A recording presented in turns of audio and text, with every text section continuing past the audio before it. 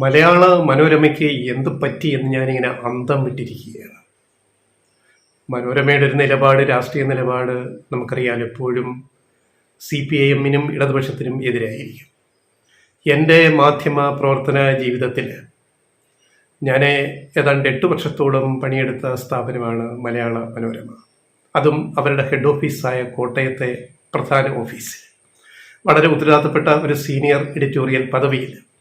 പിന്നെ എനിക്ക് ആ ജോലി പഠിത്തപ്പോൾ ഞാൻ സ്വയം അവിടുന്ന് പിൻവാങ്ങുകയാണ് ചെയ്തത്. ഞാൻ VRS എടുത്ത് അവിടുന്ന് പിരിഞ്ഞു പോന്നു. അപ്പോൾ എനിക്ക് മനോരമ എന്താണെന്ന് വളരെ നന്നായിട്ട് അറിയാം. ഇൻസൈഡറായിട്ട് ഞാൻ 8 കൊല്ലത്തോളം പണിയെടുത്ത ഒരാളെന്ന നിലയ്ക്ക്, ഒരു ജേർണലിസ്റ്റ് എന്ന നിലയ്ക്ക്. പക്ഷെ ഇന്നിപ്പം ഞാൻ മനോരമയുടെ മനോരമ ആഴ്ചപ്പതിപ്പിൻ്റെ, മലയാള മനോരമ ആഴ്ചപ്പതിപ്പിൻ്റെ ഏറ്റവും പുതിയ ലക്കത്തിൽ ഇത്രമാത്രം പിണറായി സർക്കാരിനെ പുകഴ്ത്തി ഒരു ഫോക്കസ് ഫീച്ചർ 6 പേജിൽ, മനോരമ ആഴ്ചപ്പതിപ്പിൽ 6 പേജിൽ ഫോക്കസ് ഫീച്ചർ എന്ന തലക്കെട്ടോടെ കൊടുത്തിരിക്കുന്നു. പിന്നെ ഈ ഫീച്ചറിനെ തന്നെ തലക്കെട്ട് കുതിക്കുന്ന കേരളം, വളരുന്ന വനിതകൾ. കുതിക്കുന്ന കേരളം, വളരുന്ന വനിതകൾ. ഇതൊരു അഡ്വർട്ടോറിയൽ അല്ല എന്ന് ഞാൻ നോക്കി ശ്രദ്ധിച്ചു. എഡിറ്റോറിയൽ കണ്ടന്റ് ആണ്. അഡ്വർട്ടോറിയൽ ആകുമ്പോൾ ഒന്നുകിൽ അങ്ങനെ കൊടുക്കണം. ഇനി ഇതിന്റെ പിന്നിൽ സർക്കാർ പരസ്യം പ്രതീക്ഷിക്കുന്നുണ്ടോ, പിണറായി സർക്കാരിന്റെ പരസ്യം പ്രതീക്ഷിക്കുന്നുണ്ടോ എന്ന് നമുക്ക് അറിയില്ല. എന്തായാലും നല്ലത് ചെയ്താൽ നല്ലത് എന്ന് പറയുന്നതാണ് മനുഷ്യന്റെ മര്യാദ. അതുകൊണ്ട് മനോരമ ആഴ്ചപ്പതിപ്പ് ഇങ്ങനെ ഒരു നല്ല കാര്യം ചെയ്തതിൽ മനോരമ ആഴ്ചപ്പതിപ്പിനെ, അതിൻ്റെ എഡിറ്റോറിയൽ വിഭാഗത്തെ, എഡിറ്ററെ ആദ്യമേ ഞാൻ അഭിനന്ദിക്കുന്നു. അപ്പോൾ ആഴ്ചപ്പതിപ്പിൽ കുതിക്കുന്ന കേരളം, വളരുന്ന വനിതകൾ. ഈ ഫോക്കസ് ഫീച്ചറിലെ ചില ഡേറ്റ, സ്റ്റാറ്റ്സ്, സ്ഥിതി വിവര കണക്കുകൾ വെച്ചിട്ടാണ് ഈ നന്നായിട്ട് ഗവേഷണം നടത്തി ചെയ്തിട്ടുള്ള ഒരു സ്റ്റോറിയാണ്.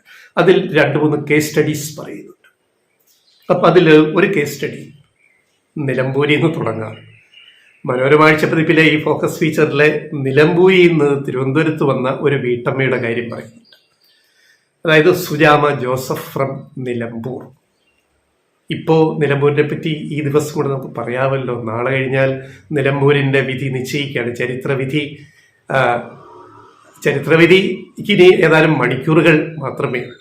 അപ്പോൾ ഞങ്ങൾ ഈ സുജാമ ജോസഫിനെ മനോരമ ആഴ്ചപ്പതിപ്പ് പരിചയപ്പെടുത്തിയത് ഒന്ന് വിവരിക്കാം. തിരുവനന്തപുരത്ത് അവരുടെ സഹോദരി സ്ഥിരതാമസമാണ്. അപ്പോൾ അവിടെ ഒരു വിരുന്നിന് വന്നതായിരുന്നു സുജാമ ജോസഫ് ഫ്രം നിലമ്പൂരിൽ നിന്ന് വന്നതാണ്. അപ്പോൾ അവിടുത്തെ ക്രിസ്ത്യൻ കുടുംബത്തിലെ ഒരു അംഗം, കുടിയേറ്റ ക്രിസ്ത്യൻസ് ആയിരിക്കുമല്ലോ. ഇപ്പോൾ അവർ തിരുവനന്തപുരത്ത് അങ്ങ് സ്ഥിരതാമസമാക്കി. അതായത് സഹോദരിയുടെ വീട്ടിൽ വിരുന്ന് വന്ന സുജാമ ജോസഫ് ഇപ്പം സ്ഥിരതാമസമാക്കി. മാസം 50,000 രൂപ അവർക്ക് വരുമാനമുണ്ട്. എന്താ സംഭവം? അതിൻ്റെ കാരണം പിണറായി സർക്കാരാണ് എന്നാണ് മനോരമ ആഴ്ചപ്പതിപ്പ് പറയുന്നത്, ഞങ്ങളല്ല.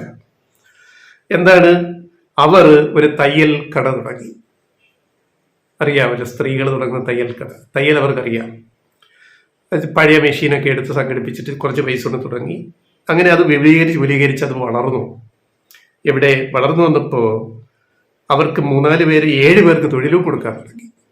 7 പേർക്ക് തൊഴിലും കൊടുത്ത് ഒരു ഷോപ്പ് തുടങ്ങി, തയ്യൽക്കട തുടങ്ങി പൂജപ്പുരയിൽ. 7 പേർക്ക് ജോലിയും കൊടുക്കുന്നു. മാസം സുജാമ ജോസഫിന് 50,000 രൂപ വരുമാനവും. താങ്ക്സ് ടു പിണറായി സർക്കാർ 2. രണ്ടാം പിണറായി സർക്കാരിൻ്റെ ചില പ്രോജക്റ്റ് എടുത്ത് ഇത്രയൊക്കെ ചെയ്തതുകൊണ്ട് കിട്ടിയ നേട്ടമാണ്. അപ്പം അതാണ് കേസ് സ്റ്റഡി 1.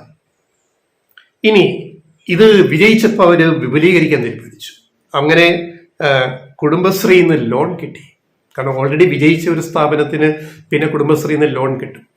അങ്ങനെ മനോരമ ആഴ്ചപ്പതിപ്പ് പറയുന്ന പ്രകാരം കുടുംബശ്രീ ലോൺ 1.90, അതായത് 1,90,000 രൂപ, അതായത് 2 ലക്ഷത്തോളം രൂപ കുടുംബശ്രീയുടെ ഫണ്ടിൽ നിന്ന് ലോൺ അവർക്ക് കിട്ടിയിട്ട് അവർ കട വിപുലീകരിച്ചു. പഴയ മെഷീനൊക്കെ എടുത്ത് കളഞ്ഞ്, തയ്യൽ മെഷീനൊക്കെ എടുത്ത് കളഞ്ഞിട്ട് പുതിയ തയ്യൽ മെഷീനുകൾ വാങ്ങി, യന്ത്രങ്ങൾ. കൂടുതൽ പേരെ ജോലിക്ക് വെച്ചു. അപ്പോൾ ആലോചിക്കണേ, പിണറായി സർക്കാർ രണ്ടാം സർക്കാരിൻ്റെ ഗുണം കൊണ്ട് ആ പ്രോജക്റ്റ് ഏറ്റെടുത്തത് കൊണ്ട് അവർ ആദ്യം 7 പേർക്ക് ജോലി കൊടുത്തു. അവർക്ക് 50,000 രൂപ പ്രതിമാസം വരുമാന ലാഭം. പിന്നെ അവർ വിപുലീകരിച്ചു, 2 ലക്ഷത്തോളം ലോൺ എടുത്തിട്ട് പിന്നെ അവർ കൂടുതൽ പേർക്ക് ജോലി കൊടുത്തു. അപ്പോൾ ഒരു സ്ത്രീ, നിലമ്പൂരിൽ നിന്ന് വന്നൊരു വീട്ടമ്മ തിരുവനന്തപുരത്ത് പൂജപ്പുരയിൽ എത്രയോ കുടുംബങ്ങൾക്ക് അന്നത്തിനുള്ള മാർഗം കൊടുക്കുന്നു എന്ന് സ്ത്രീകൾക്ക്, വീട്ടമ്മമാർക്ക് എന്നുള്ളത് നമ്മൾ ആലോചിക്കുക. ഇതെല്ലാം എന്തുകൊണ്ട് സംഭവിച്ചു എന്നാണ് ഞാനല്ല പറയുന്നത്, ലെഫ്റ്റ് വോയിസ് അല്ല പറയുന്നത്, ഞങ്ങളല്ല പറയുന്നത്, മനോരമ ആഴ്ചപ്പതിപ്പാണ് അതിൻ്റെ ഫോക്കസ് ഫീച്ചറാണ്. 1. 2, ഇങ്ങനെയുള്ള പദ്ധതി പ്രകാരമുള്ള ഡേറ്റ പറയുന്നുണ്ട് ഈ സ്റ്റോറിയിൽ. സംരംഭക വർഷം പിണറായി 2ാം സർക്കാർ പ്രഖ്യാപിച്ച അതിന്റെ ഭാഗമായിട്ടാണ് ഇത് വന്നത്. സംരംഭക വർഷം. ആ പദ്ധതി പ്രകാരം 3.52 ലക്ഷം, 1000, 2000, 10,000 അല്ല, 3.52 ലക്ഷം, 3,52,000 ചെറുകിട സൂക്ഷ്മ മൈക്രോ, അതാണല്ലോ ചെറുകിട സൂക്ഷ്മ വ്യവസായ സംരംഭങ്ങൾ ആരംഭിച്ചെന്നാണ് സംസ്ഥാന സർക്കാരിന്റെ കണക്കെന്ന് മനോരമ സാക്ഷ്യപ്പെടുത്തുന്നു. ഈ കണക്ക് പ്രകാരം 22,634 കോടി രൂപയുടെ നിക്ഷേപമാണ് ഉണ്ടായത് വനിതകളുടെ ബിസിനസ്സിൽ. മാക്രോ അല്ല, മൈക്രോ ആൻഡ് സ്മോൾ, ചെറുകിട ഇടത്തരം. 22,634 കോടി രൂപയുടെ നിക്ഷേപം അവിടെ ഉണ്ടായി. ലോൺ വഴി കിട്ടിയതും നേരിട്ടിറക്കിയ പണം ഉൾപ്പെടെ. ചെറിയ കാര്യമാണോ? 1,22,444 പേർക്ക് തൊഴിൽ കൊടുത്തു ഈ കുടുംബശ്രീ ഫണ്ടിലൂടെ, ഈ പറയുന്ന സ്ത്രീ ശാക്തീകരണത്തിലൂടെ. 1,22,444 വനിതകൾക്ക് തൊഴിൽ കൊടുത്തു.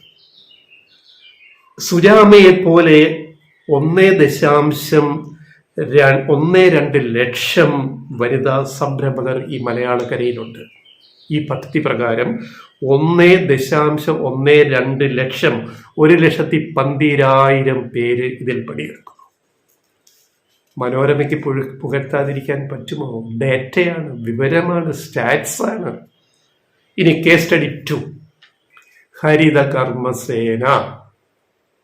പിണറായി 2ാം സർക്കാരിന്റെ മറ്റൊരു പൊൻതൂവലാണ് ഈ സംരംഭകത്വം, വനിതാ സംരംഭകത്വം പോലെ തന്നെ ഹരിത കർമ്മസേനയെ രൂപീകരിച്ചു. ഏത് അജൈവ മാലിന്യങ്ങൾ വീടുകളിൽ നിന്നും, പ്ലാസ്റ്റിക് മാലിന്യങ്ങൾ വീടുകളിൽ നിന്നും, സ്ഥാപനങ്ങളിൽ നിന്നും, കടകളിൽ നിന്നുമൊക്കെ ശേഖരിക്കാനുള്ള ഹരിത കർമ്മസേന, എല്ലാം വനിതകൾ, വീട്ടമ്മമാര്. നമ്മളൊരു കേസ് സ്റ്റഡി ആയിട്ട് ഇപ്പം മനോരമ പറയുന്ന തിരുവനന്തപുരം കോർപ്പറേഷൻ, ആ കോർപ്പറേഷനിലെ മേലാങ്കോട് വാർഡ്, ഒരു വാർഡ്, അവിടെ ഹരിത കർമ്മസേനയുടെ മെയ് മാസ വരുമാനം കേട്ടാൽ ഞെട്ടും എന്ന് ഞങ്ങളല്ല പറയുന്നത്, മനോരമയാണ്. കേട്ടാൽ ഞെട്ടും എന്നുള്ള വാക്ക് പറയുന്നത്. അതായത് കഴിഞ്ഞ മാസം മെയ്, ഇതിപ്പോ ജൂൺ, കഴിഞ്ഞ മാസം അവരുടെ മാസവരുമാനം 58,845 രൂപ. 58,845 രൂപ ചെറിയ തുകയല്ല. 3-4 വനിതകൾ ഉൾപ്പെടുന്ന ഒരു ഹരിതകർമ്മസേനയുടെ വരുമാനമാണ്. ആലോചിക്കണം. അവര് കവർ ചെയ്യുന്ന വീടുകൾ, ഈ മേലാങ്കോട് വാർഡിലെ 3,576 വീടുകൾ, 246 കച്ചവട സ്ഥാപനങ്ങൾ. ഇത്രയും ഇടങ്ങളിൽ നിന്നും അവർ അജൈവ പ്ലാസ്റ്റിക് മാലിന്യം ശേഖരിക്കുന്നു. ഇങ്ങനെ കേരളത്തില് ഈ 58,845 ഒരു മാസം അവർ നേടുന്ന പോലെ കേരളത്തിൽ ഇതുപോലെ 36,000 വീട്ടമ്മമാര് ഹരിതസേന അംഗങ്ങളായിട്ട് ഇങ്ങനെ വരുമാനക്കാരായി മാറിയിട്ടുണ്ട്. താങ്ക്സ് ടു പിണറായി 2ാം സർക്കാർ, LDF സർക്കാർ. അക്കോർഡിംഗ് ടു മനോരമ പറയുന്ന പ്രകാരം, ഞങ്ങളല്ല പറയുന്നത്. അപ്പൊ ഇതൊരു മറ്റൊരു പൊന്തൂവലല്ലേ? മാലിന്യമുക്ത നവകേരളം പദ്ധതിയുടെ ഭാഗമായിട്ടായിരുന്നു ഈ കാമ്പയിൻ. ഇപ്പം നമ്മുടെ വീട്ടില്, എൻ്റെ വീട്ടിലും എല്ലാ മാസവും ഹരിത കർമ്മസേനയുടെ 2 വനിതകൾ വരും, വീട്ടമ്മമാര്. പദ്ധതി പ്രകാരം നമ്മൾ 50 രൂപ കൊടുത്താൽ മതി അവരുടെ സർവീസ് ചാർജ്. അവർ വീട്ടിലെ അജൈവ മാലിന്യം, പ്ലാസ്റ്റിക് ഉൾപ്പെടെ മുഴുവൻ അവർ പാക്ക് ചെയ്ത് ചാക്കിലാക്കി കൊണ്ടുപോകും. 50 രൂപ കൊടുക്കാൻ മടിക്കുന്ന മലയാളികളുണ്ട്. ഈ പെണ്ണുങ്ങൾക്ക് എന്തിനാ കാശ് കൊടുക്കുന്നത്? ഈ പ്ലാസ്റ്റിക് ഇവിടെ അങ്ങ് തട്ടിയിട്ടാൽ പോരെ, അല്ലെ വഴി കളഞ്ഞാൽ പോരെ. അവിടെയാണ് പൗരബോധം വരേണ്ടത്. നമ്മൾ എത്രയോ പണം ചെലവഴിക്കുന്നു വെറുതെ, വൃഥാവിൽ. ഈ വീട്ടമ്മമാർക്ക് ജീവിക്കാനുള്ള ഒരു ജോലി അവർ ചെയ്യുന്നു. അവർക്കൊരു മാസം 50 രൂപ കൊടുക്കാൻ മടിക്കുന്ന മലയാളികൾ ഈ നാട്ടിലുണ്ട്. എനിക്ക് നേരിട്ടറിയാം. എൻ്റെ വീടിരിക്കുന്ന ചുറ്റുവട്ടത്ത് എനിക്കറിയാം കൊടുക്കാത്തവരുണ്ട്. അവർ പറയും, സാറ് കൃത്യമായിട്ട് പൈസ തരും, സാറ് ഞങ്ങളോട് എത്രയോ സഹകരിക്കുന്നു. പക്ഷെ അത് അപ്പുറത്തെ മറ്റടുത്ത വീട്ടിൽ അവർ പൈസ പോലും തരത്തില്ല. നിങ്ങൾക്ക് എന്തിനാ പൈസ? വേസ്റ്റൊക്കെ അവിടെ കിടന്നോട്ടെ, ഞങ്ങൾ പ്ലാസ്റ്റിക് എടുത്ത് കളഞ്ഞോളാം എന്ന് പറയുന്ന മനോഭാവം പലർക്കുമുണ്ട്. അതിനെയൊക്കെ അതിജീവിച്ച്, നെഗറ്റീവ്സിനെ അതിജീവിച്ചിട്ടാണ് ഹരിതകർമ്മസേന ഈ നേട്ടം കൈവരിച്ചിരിക്കുന്നത് കേരളമെമ്പാടും. ആലോചിക്കണം. ഇനി ഈ പ്ലാസ്റ്റിക് എവിടെ പോകുന്നു? അതാണ് നമ്മുടെ ഏറ്റവും പുതിയ അത്യന്താധുനിക രാജ്യാന്തര നിലവാരമുള്ള റോഡുകളായിട്ട് വരുന്നത്. ഈ പ്ലാസ്റ്റിക് പൊടിച്ചിട്ട് കോടിക്കണക്കിന് ബിസിനസ്സാണത്. സർക്കാരിന് ലാഭം ഉണ്ടാക്കുന്ന ബിസിനസ്സാണ്. കോടിക്കണക്കിന് ബിസിനസ് ഈ മേഖലയിൽ വിപുലീകരിച്ചു. ഈ പ്ലാസ്റ്റിക്കുകളെല്ലാം അരിച്ച് പൊടിച്ച് തവിട്ട് പൊടിയാക്കി ഡസ്റ്റാക്കിയിട്ട് റോഡ് നിർമ്മാണത്തിന് ടാറിന്റെ കൂടെ ഉപയോഗിക്കുന്നു, ടാറിനെ ബലപ്പെടുത്താൻ. പിന്നെ അങ്ങനെ ചെയ്യുന്ന റോഡ് 25 വർഷത്തേക്ക് പൊട്ടിപ്പൊളിയത്തില്ല, ഒരു കേടുപാടും സംഭവിക്കത്തില്ല. അപ്പോൾ വികസന നിർമ്മാണ അടിസ്ഥാന വികസനത്തിന് നമ്മൾ അജൈവ മാലിന്യം പ്ലാസ്റ്റിക് ഉപയോഗിക്കുന്ന ഒരു വലിയ ചെയിൻ ശൃംഖലയുടെ നെറ്റ്വർക്കിന്റെ ഗ്രാസ് റൂട്ട് ഫോഴ്സാണ്, ശക്തിയാണ് ഈ വീട്ടമ്മമാർ. അവരതിൽ നിന്നുണ്ടാകുന്ന ജീവിതമാർഗം അവർക്കുണ്ടാകുന്നത്. ഇതിനെയൊക്കെ പരിഹസിക്കാൻ പറ്റുമോ? മനോരമയ്ക്കല്ല, ആർക്ക് പറ്റും പരിഹസിക്കാൻ? അപ്പൊ അതൊക്കെ യാഥാർത്ഥ്യങ്ങളാണ്. പിന്നെ ആശാവർക്കർമാരുടെ സമരം കൂടി ഇവിടെ ചേർത്ത് വായിക്കുക. കഷ്ടപ്പെട്ട് പണിയെടുക്കുന്ന ഹരിതകർമ്മസേനയിലെ വനിതകൾ, അവരെ കണ്ട് പഠിക്കുക. സൂസി മിനിയുടെ പിന്നാലെ പോയിട്ട് ആശാവർക്കർമാർ കുറച്ചുപേര് ഒരു ന്യൂനപക്ഷം സമരം ചെയ്യുന്നുണ്ടല്ലോ. അവര് നോക്കുക, ക്രിയാത്മകമായിട്ട് നിങ്ങളുടെ സഹോദരിമാര് ഈ കുടുംബശ്രീയിലും വനിതാ ഹരിതകർമ്മസേനയിലും അതേപോലെ ഈ പറയുന്ന മറ്റ് അതേപോലെ സുജാമ ജോസഫ് ചെയ്ത പോലുള്ള പ്രോഗ്രാമിലും ഒക്കെ പങ്കെടുത്തിട്ട് അവർ ജീവിതമാർഗം കണ്ടെത്തുന്നു. നിങ്ങൾ പോയി സമരം ഇരിക്കുക സെക്രട്ടേറിയറ്റിൽ. ഇപ്പൊ തുടങ്ങിയിട്ടും 4 മാസം കഴിഞ്ഞില്ല, ഇനിയും പോയി ഇരിക്കുക. സൂസി മിനി പറയുന്ന പോയിട്ട് ഇരിക്കുക. ഇതൊക്കെ എന്തോന്ന് കിട്ടുമെന്ന് പോയി കണ്ടുപിടിക്കുക. അവസാനം ഈ സമരത്തെ ജനങ്ങൾ വെറുത്തത് എന്തുകൊണ്ടാണ്? നിങ്ങളുടെ ആശാ സമരത്തെ ഒരു ക്രിയാത്മകതയോ അതില്ല. കേന്ദ്ര സർക്കാരിനെതിരെ ചെയ്യേണ്ട സമരം കേരള സർക്കാരിനെതിരെ ചെയ്യുക എന്ന് പറഞ്ഞാൽ വെറും രാഷ്ട്രീയം. അതിനെ രാഷ്ട്രീയമായിട്ട് നേരിടും എന്നുള്ളത് തർക്കമില്ല. അത് അങ്ങനെ തന്നെ പോയി ഇരിക്കുക, ബാക്കി സമരം അവിടെ പോയി ചെയ്യുക സെക്രട്ടേറിയറ്റിൽ.